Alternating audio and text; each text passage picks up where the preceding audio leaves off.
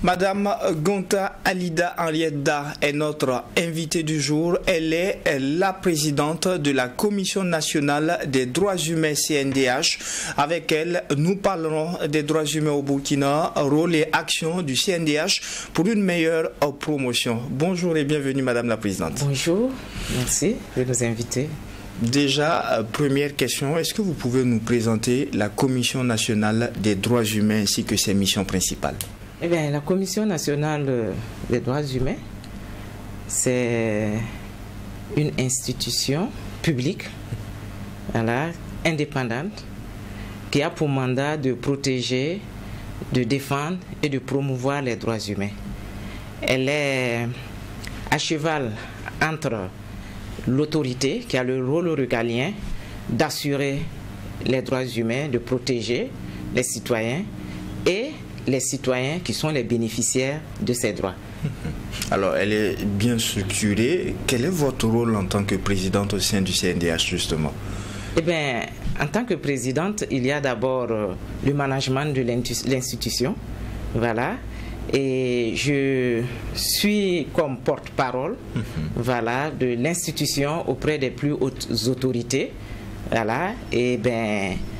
Et en termes de gestion, gouvernance, leadership, voilà, je dois tout faire pour que non seulement l'institution soit crédible aux yeux de tout le monde, ça veut dire au niveau surtout des populations et au niveau international.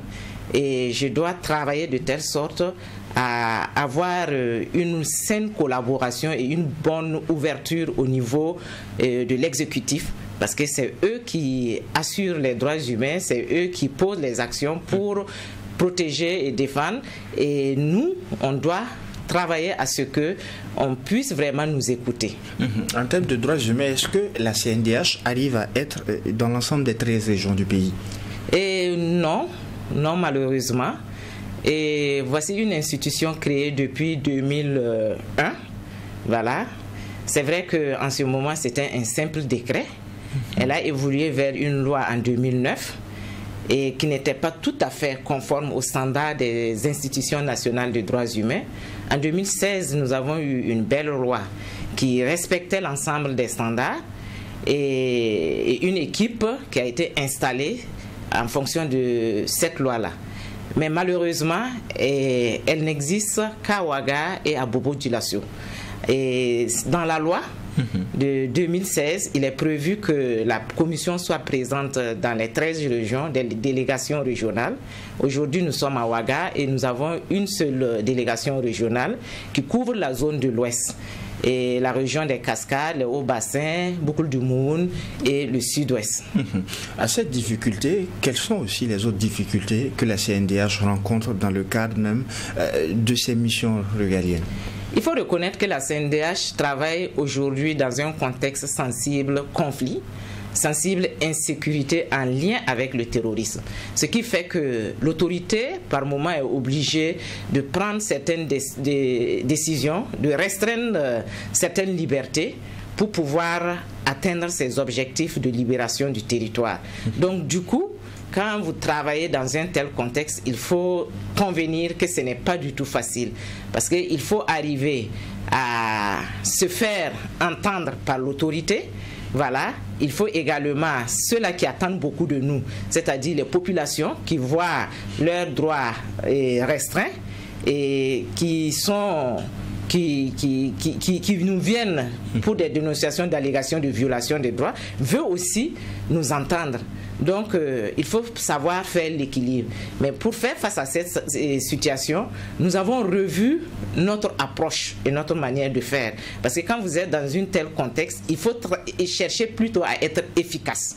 Et l'efficacité pour nous, c'est surtout se faire entendre et avoir la collaboration des premiers responsables. Donc, dans notre mandat que je viens de citer, c'est vrai que nous interpellons l'autorité, mais là, nous avons également le mandat de conseil. de l'autorité. Donc c'est plutôt ce mandat qui est plutôt mis en œuvre avec ce contexte. Donc nous allons, quand nous avons des situations difficiles, nous produisons des notes techniques et nous avons des cadres de dialogue constructif avec l'autorité. Et quand nous sommes face à l'autorité, nous arrivons à le convaincre à travers des plaidoyers pour qu'ils puissent eux aussi mettre de l'eau dans leur vin pour ne pas trop nuire vraiment aux droits des citoyens, des populations. Donc c'est cette adaptation que nous avons essayé de trouver avec cette nouvelle approche. Vous l'avez dit tantôt, vous évoluez dans un contexte aussi qui est marqué par une situation difficile en termes de reconquête du territoire national. Pour vous, en tant que présidente de la Commission nationale des droits humains, quel est l'état des lieux justement des droits humains au Burkina actuellement? Et effectivement, c'est ce que je viens de dire. Il y a déjà même sur la question de l'espace civique, il y a une restriction de l'espace civique, voilà, qui est là et que nous sommes obligés de subir, mais nous nous battons vraiment pour que la situation puisse changer. Il y a beaucoup de droits qui souffrent avec ce contexte. Si je prends les droits économiques et socio-culturels, les DEX aujourd'hui souffrent. Quand on voit toutes ces populations qui quittent leur village pour cause d'insécurité et qui se retrouvent comme étant des personnes déplacées internes, et le droit à l'alimentation est touché, le droit à l'éducation est touché, le droit à la santé et les services sociaux de base qui existaient dans les localités qui les accueillent se trouvent dans des difficultés pour pouvoir être efficaces pour assurer les droits de ces populations déplacées et même ceux des autochtones. Donc du coup, nous sommes face à une situation où la question des droits humains est très problématique et qu'il faut y avoir un regard particulier sur la situation et voir comment on peut accompagner l'autorité à pouvoir vraiment assurer véritablement la jouissance de ces droits par les populations. Déjà pour 2024, quelles ont été les actions qui ont été menées par la CNDH dans ce sens, quand on voit le contexte qu'il y a, quand on regarde la situation des droits humains? Vous avez parlé d'une certaine restriction, un peu des libertés. Comment est-ce que vous avez œuvré afin, un tant soit peu, d'amener une bonne promotion des droits humains au Burkina?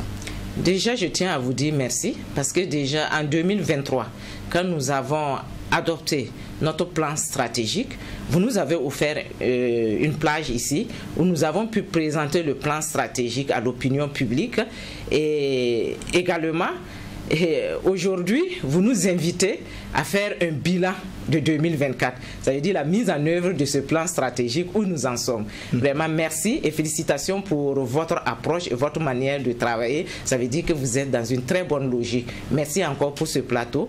Et avant de commencer à parler vraiment des actions, je tiens à féliciter les hommes et les femmes, le personnel de la Commission nationale des droits humains, les commissaires qui se sont vraiment donnés pour que 2024 puisse être une année de résultats de nos objectifs visés. Ce personnel compétent, je tiens à leur dire félicitations pour le travail abattu. Eh bien, 2024, qu'est-ce que nous avons fait? Avec le plan stratégique que j'avais présenté en 2023, il était agencé sur 4 axes. Donc un premier axe sur le renforcement institutionnel, organisationnel et opérationnel. Deuxième axe sur le renforcement des capacités des populations et des acteurs pour la protection et la défense des droits humains. Et troisième axe, la prévention de la torture et des pratiques assimilées. Et quatrième, l'amélioration du cadre législatif et réglementaire des droits humains au Burkina Faso. On va aller méthodiquement. Quand on prend le premier axe, les objectifs visés là-bas, c'était surtout la visibilité de l'institution. En termes de visibilité, nous avons pu médiatiser le maximum de nos activités pour 2024. Nous avons mené beaucoup d'activités de sensibilisation, de communication sur la CNDH et sur certaines radios, voilà, pour se faire connaître. Et nous avons pu assurer l'animation et le fonctionnement du site et de nos différentes pages au niveau des réseaux sociaux.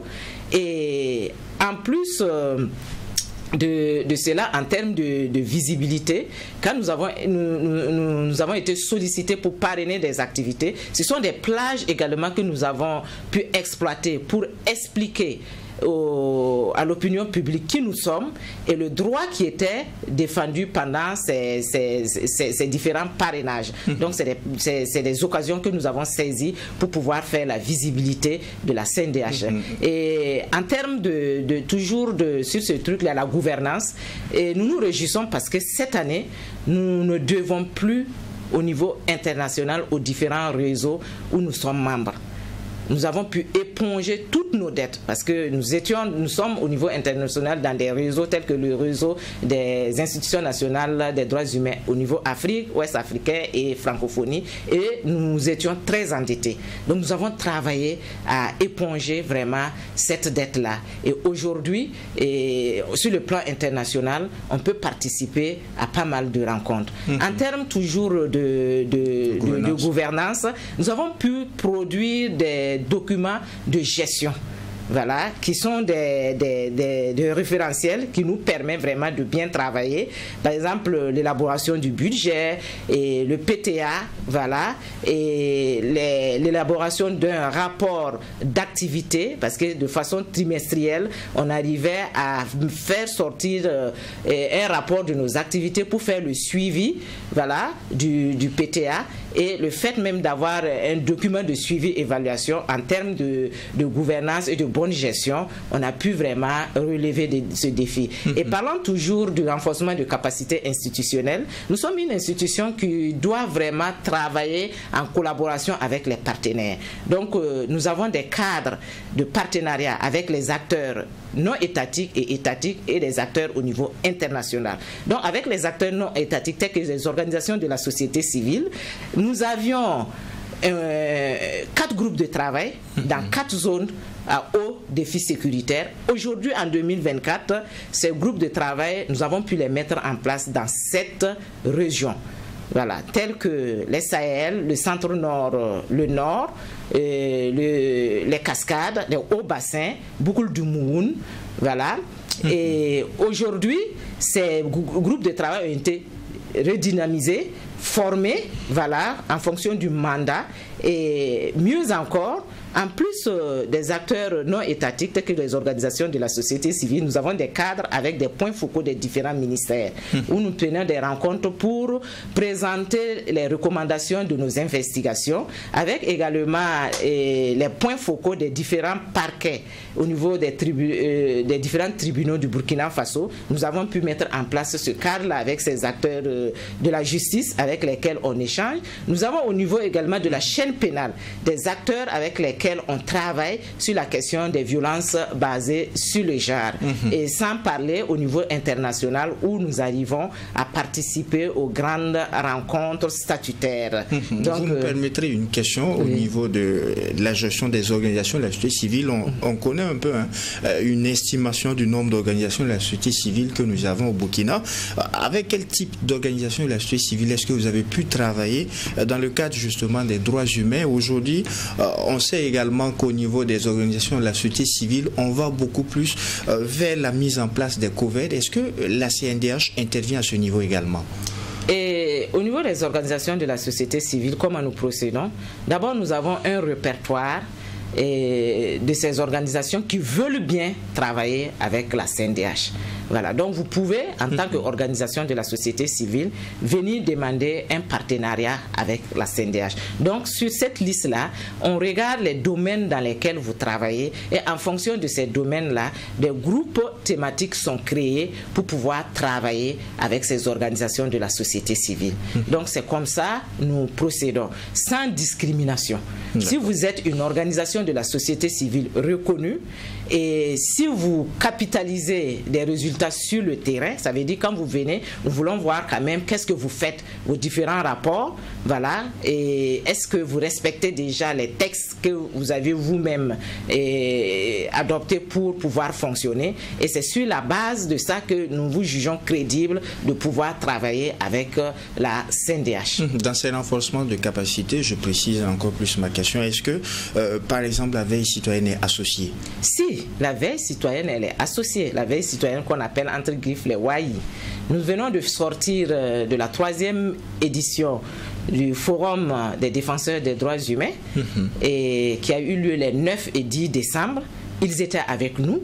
Et nous avons des motifs de satisfaction avec cette veille citoyenne parce qu'à l'issue de ce forum, nous avons reçu des félicitations et ils se sont engagés à accompagner la CNDH dans leur action et dans leurs propos, ils ont dit « Nous n'avions pas compris, Présidente, mais maintenant nous avons compris qu'est-ce que c'est que les droits humains et on s'engage avec vous pour la promotion et la défense des droits humains. » Nous travaillons sans discrimination et c'est une population vers laquelle nous avons une approche particulière.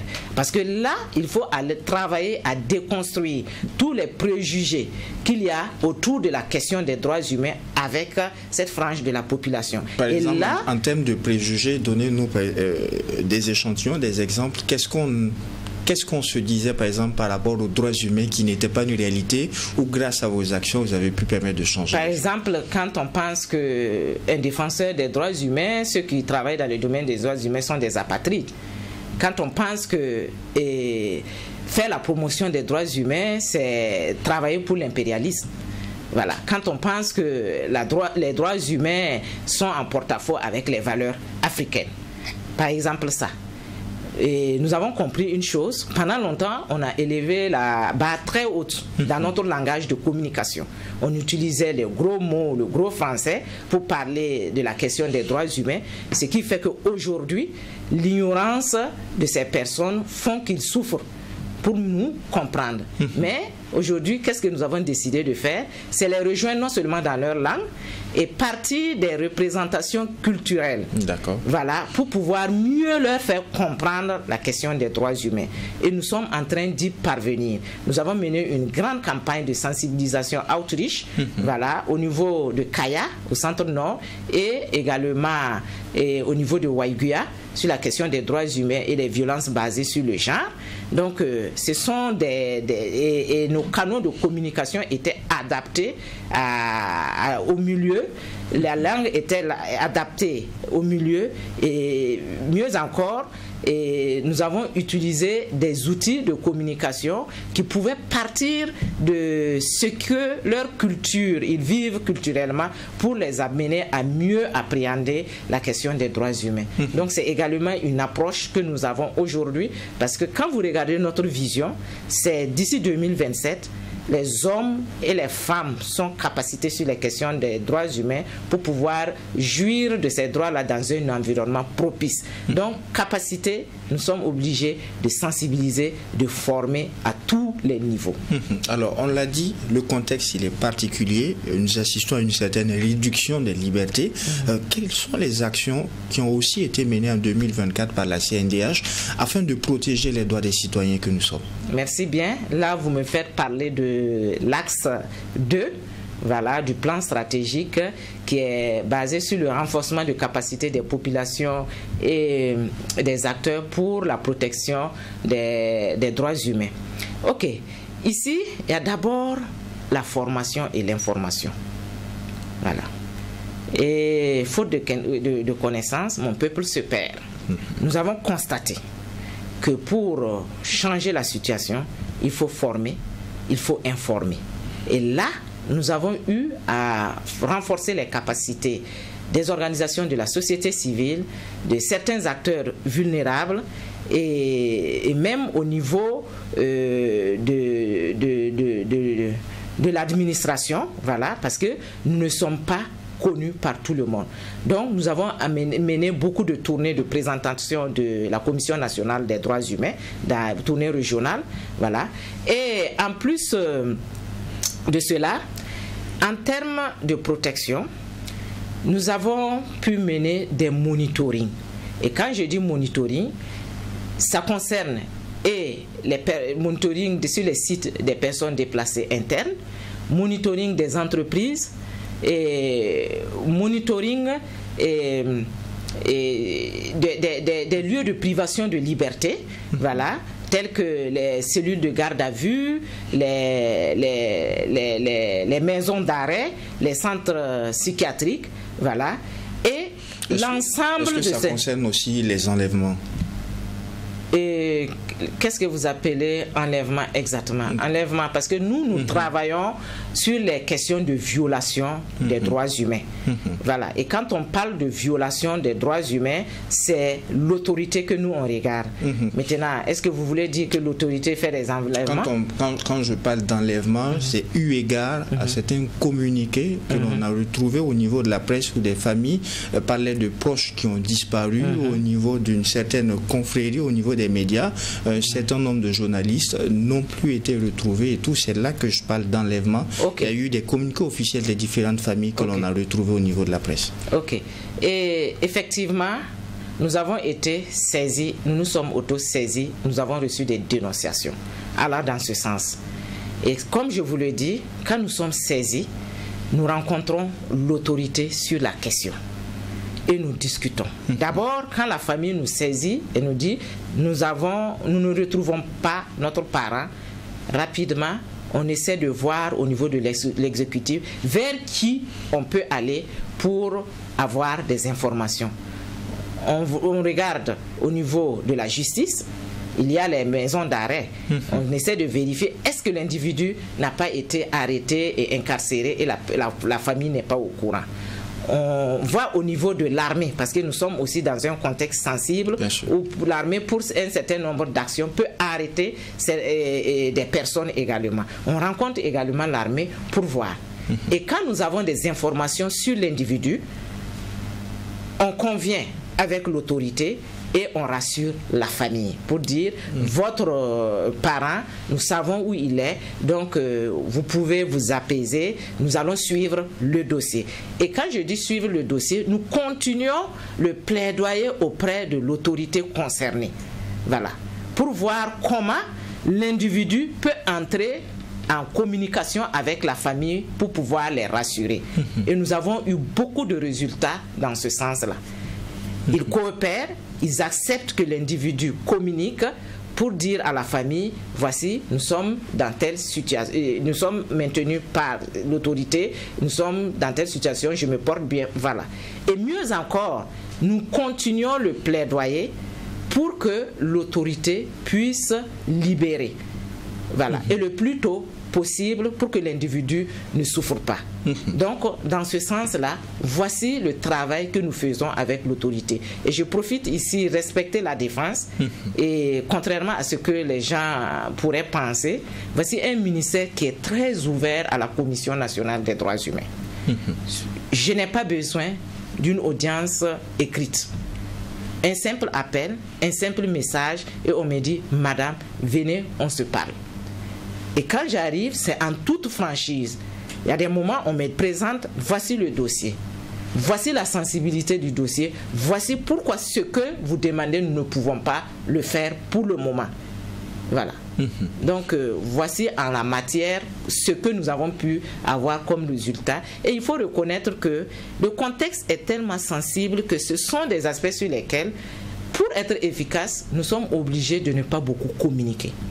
Parce que quand une personne est arrêtée et maintenue, si vous commencez à parler beaucoup, vous courez le risque de rendre sa situation plus difficile et vous-même de ne même plus être efficace dans le plaidoyer que vous êtes en train de faire. Madame la Présidente, il y a beaucoup de choses à dire, ce sont des échanges très intéressants, mais nous sommes pris par le temps qui nous a été accordé. Aujourd'hui, à l'orée de 2025, quels sont les défis qui se posent au CNDH? Eh bien, les défis aujourd'hui, d'abord, vous avez parlé de notre présence dans les régions. Voilà. Et il faut vraiment que nous arrivions à ouvrir, au moins pour 2025, là, 4 délégations régionales. pour pouvoir avoir un bon maillage. Et aussi, il faut reconnaître que l'institution aujourd'hui n'a pas une accréditation au statut A. Et c'est un grand défi. Cette accréditation, il faut que nous travaillions à l'avoir en 2025 parce que ça rend l'institution plus crédible au niveau international. Et ça rassure aussi l'autorité qui sait qu'elle travaille, parce que quand vous regardez les standards, ce qu'il faut respecter pour pouvoir avoir cette accréditation, ça peut aussi rassurer l'autorité dans un tel contexte pour qu'ils sachent qu'ils travaillent avec une institution compétente. C'est vrai que c'est eux qui nous ont mis en place, mais il faut que nous ayons quand même cette accréditation pour 2025. Donc c'est des grands défis comme ça, et le plus grand défi aujourd'hui pour nous dans un tel contexte, c'est arriver à avoir la collaboration de l'autorité pour pouvoir mieux l'accompagner dans sa mission, leur ouverture, leur collaboration. Parce que si vous êtes une institution publique, pour pouvoir être utile et soulager vraiment la population, il faut que l'autorité vous écoute.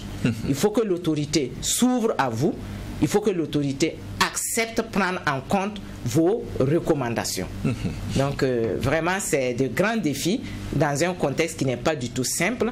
C'est une patate chaude, certes, mais nous sommes convaincus que l'approche que nous avons optée nous permettra d'atteindre et de relever ces défis. En 30 secondes, Madame la Présidente, un dernier mot à l'endroit de nos téléspectateurs et aussi nos auditeurs de la radio ATFM par rapport au CNDH, pour des gens qui avaient des appréhensions, qui se disaient que le CNDH n'est pas accessible. La CNDH, elle est accessible. La CNDH, c'est une institution publique. En fait, il faut que les gens le comprennent, parce qu'on pense que nous sommes une ONG, nous sommes une organisation de la société civile. Non, c'est l'autorité qui nous a créés. Et nous avons été créés pour la population du Burkina Faso. Et nos portes sont ouvertes. Vous pouvez venir déposer des plaintes. Vous pouvez, à travers le numéro vert, appeler pour déposer des plaintes. Vous pouvez également aller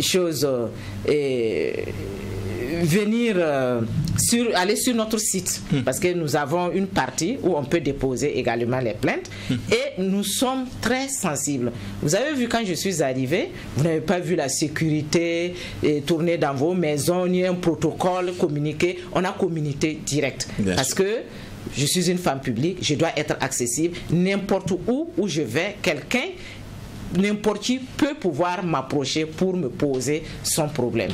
Donc vraiment, que la population s'approprie la Commission nationale des droits humains, c'est leur institution. Le numéro vert, on peut le rappeler éventuellement. Nous allons le donner juste après l'émission. Vous pouvez passer, consulter également les sites web au niveau du CNDH. Infiniment merci, Madame Gonta Alida Henriette Da. Vous avez été l'invitée du DEJ Matinal Info. Merci. Vous êtes la présidente de la Commission nationale des droits humains, CNDH. Avec vous, nous avons justement parler des droits humains au Burkina, rôle et action du CNDH pour une meilleure promotion. Grandement merci à vous. Merci à vous pour ce plateau que vous nous avez offert, qui nous a permis encore de nous rendre visibles et de faire le point de nos activités de 2024. Merci.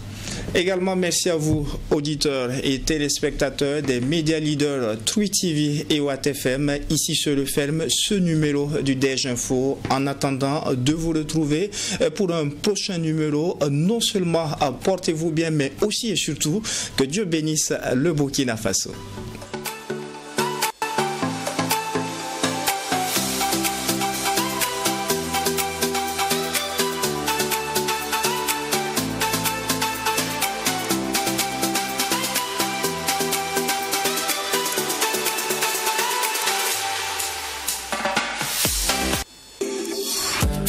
La Banque Postale du Burkina Faso vous a offert le DEJ Matinal Info.